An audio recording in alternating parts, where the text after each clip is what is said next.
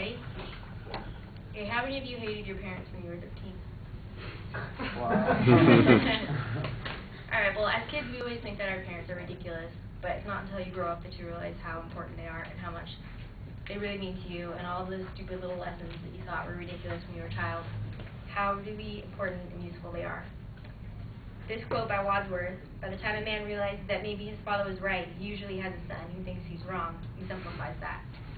The first topic that I will discuss is from a movie.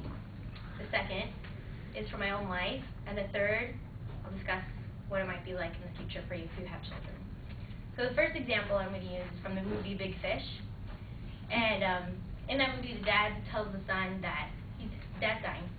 And he tells his son that you spend your whole life trying to screw your kid up, and then when they finally grow up, you realize that they're better than you. And I thought this quote was really cool because it's true. Because your parents, they try so hard to make you better, and you feel like you're really irritated by your parents. And then it's not until you're older that most people outdo their parents and tend to do better than their parents. And whether it's go to college or get a better job, because that's what parents want you to do, is be better. So this quote really is very telling of how people raise their children, and it's kind of funny too. And the second topic is from my own life. And my dad used to always tell me when I was in high school, I thought I was really smart, and because I took AP classes and stuff, and I thought that I was fantastic. And my dad told me, you're not Superman, you're not Superman. You gotta be more humble and stuff.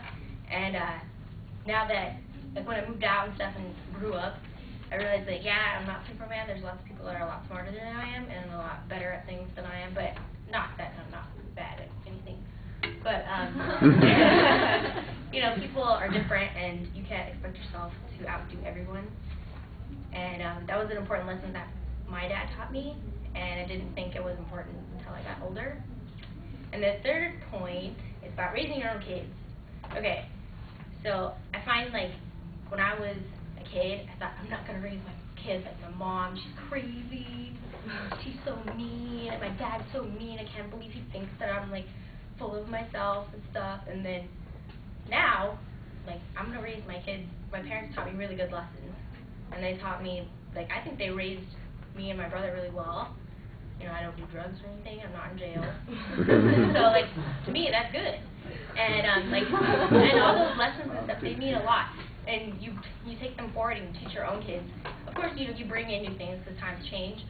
But your parents give you the foundation and you build from there. That's your first example. So that's the way you tend to raise your kids. So if your kid thinks that you're the worst person ever when they're 13, you can, just keep in mind that they're brats right now, and that when they're older, they will, it'll sink in that they were only trying to do what's best for me. So I think that you should really keep in mind that you have to teach your kids first before you can be their friends. Thanks.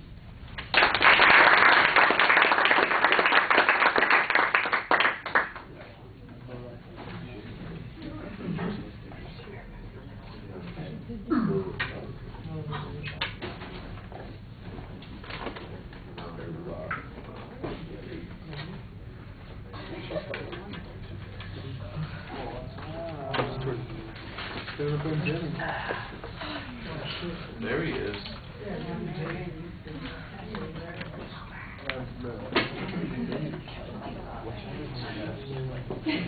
6 through 10.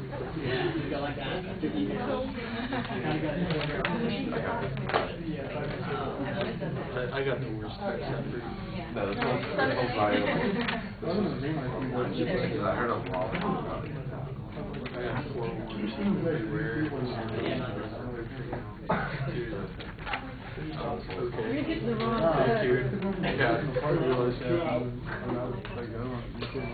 I know.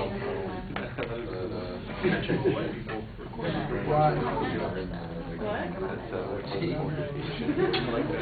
that was fun. All right, Krista, I like the attention device. The survey worked out okay for you. and you had a good application. You identified the quote. I guess you agree you could be a little bit more specific about the thesis. The preview was very solid, and the content, you follow the structure that you set up. Each of the points has some illustration that you're talking about that's interesting.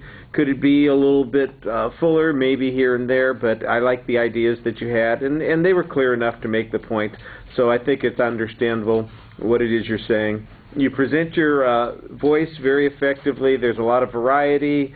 It's easy to hear you. There are some good indicators while you're speaking, gestures, but you're also sometimes playing with the quote. That's a little distracting. For the most part, I thought you were engaged with the audience. Once in a while, and I don't know if it's true or not, it looked like you were chewing gum, even if you weren't chewing gum.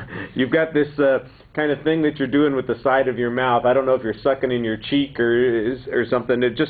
And I would hear this noise, and I go, she's not chewing gum. I'm sure she's not, but maybe she is. I don't know. But I wrote that down. Your eye contact with the audience was excellent. Your body movement at the beginning, you kind of crossed your legs anxiously a couple of times, but later in the speech you were much more poised, and you came across much more confidently there. And I thought you had a good summary and exit at the end of the speech. Thank you.